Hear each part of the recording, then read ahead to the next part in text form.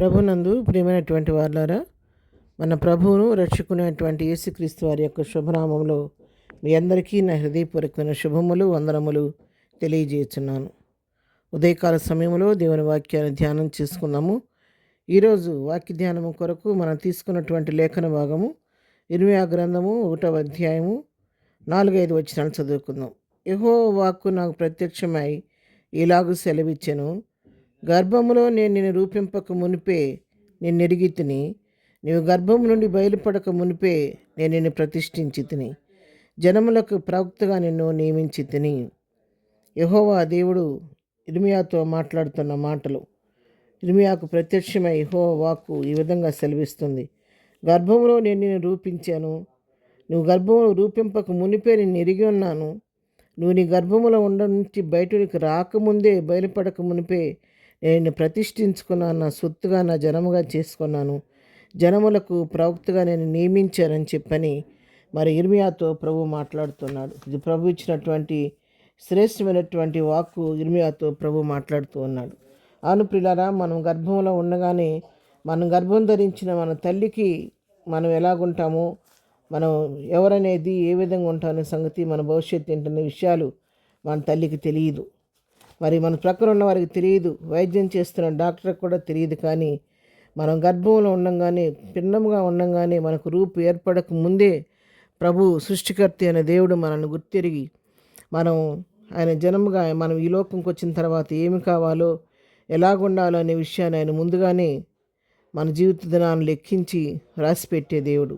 అందుకే కీర్తనాకారుడు దావీదు ఈ విధంగా చెప్తాడు. కీర్తన గ్రంథం 139వ కీర్తన మనం చదువుకుంటే 16వ వచనం, నేను పిండమునై ఉండగా నీ కనులు నన్ను చూచెను, నియమింపబడిన దినములలో ఒకటైనా కాకమునిపే నా దినములన్నీ నీ గ్రంథములో లిఖితములాయెను. చూసారా, పిండమునై ఉండగానే నీ కనులు నన్ను చూచినయ్యా. అంతేకాదు, నియమింపబడిన దినాల్లో ఒకటైనా కాకముందే, నేను నా జన్మదినం అనేది భూమి మీద మొదలవ్వక ముందే నా దినాలన్నీ నీ గ్రంథంలో నువ్వు లిఖించి పెట్టావు. ఈ లోకం ఎన్ని దినాలు బ్రతకాలో, ఏ విధంగా బ్రతకాలో, ఎటువంటి సాధనంగా నీ కొరకు నేను వాడబడాలో అనే విషయాలన్నీ కూడా నువ్వు ముందుగానే లెక్కించి నిర్ణయించి పెట్టావు అని ఇక్కడ భక్తుడు తెలియచేస్తున్నాడు. అవును ప్రియులారా, ఈరోజు వాక్యం వింటున్నటువంటి మీతోనూ నాతో కూడా ప్రభువు మాట్లాడుతున్నాడు. మనం ఈ లోకానికి వచ్చిన తర్వాత మనం అట్లా ఉన్నాం, ఇట్లా ఉన్నాము, ఆ ఉద్యోగం చేస్తున్నాం, ఈ ఉద్యోగం చేస్తున్నాం అని చెప్పి మనం ఇప్పుడు అనుకుంటున్నాం. కానీ మనం తల్లి గర్భంలో పిండముగా ఉండగానే ఆయన మనల్ని చూచాడు. నియమింపడిన ఒక దినమన్నా కాకముందే మన దినాలన్నీ ఆయన లెక్కించి పెట్టాడు. నిన్ను నన్ను ఈ లోకంలో ఏ రీతిగా ఉండాలని ముందుగా నిర్ణయించి ఈ భూమి మీదకి తీసుకొచ్చాడు. నువ్వు ఒకవేళ చింతపడుతున్నావేమో, నా బ్రతికేంటేనని, ఎవరో చింతపడాల్సిన పని లేదు, దిగులు పడాల్సిన పని లేదు, భయపడాల్సిన పని లేదు. ఎందుకంటే ఏ ఉద్దేశం లేకుండా, ఏ ప్రణాళిక లేకుండా దేవుడి లోకంలో నేను తీసుకురాలేదు. ఈ లోకంలోకి నువ్వు వచ్చావు అంటే నీ పట్ల దేవునికి ఏదో ప్రత్యేకమైన ప్రణాళిక ఉందని మనం గుర్తెరగాలి. ఇర్మీయాతో చెప్తున్నాడు, నువ్వు భూమి మీదకి నువ్వు పిండంలో ఉండగా నేను చూచాను, ఎరిగాను, ప్రతిష్ఠించుకున్నాను.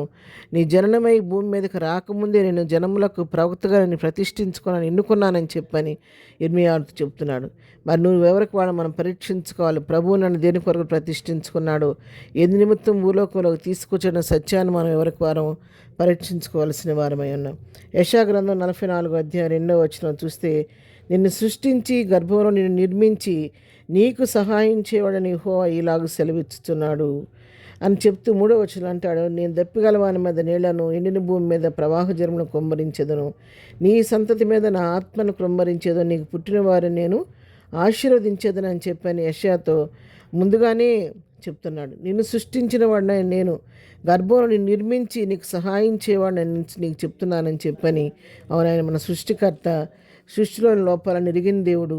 సృష్టికర్త దగ్గరికి వెళ్ళి మనం ప్రార్థన చేసుకుంటే మన అవసరాన్ని ఆయన తీర్చే దేవుడు. మనం ఎరిగిన దేవుడు మాత్రమే కాదు.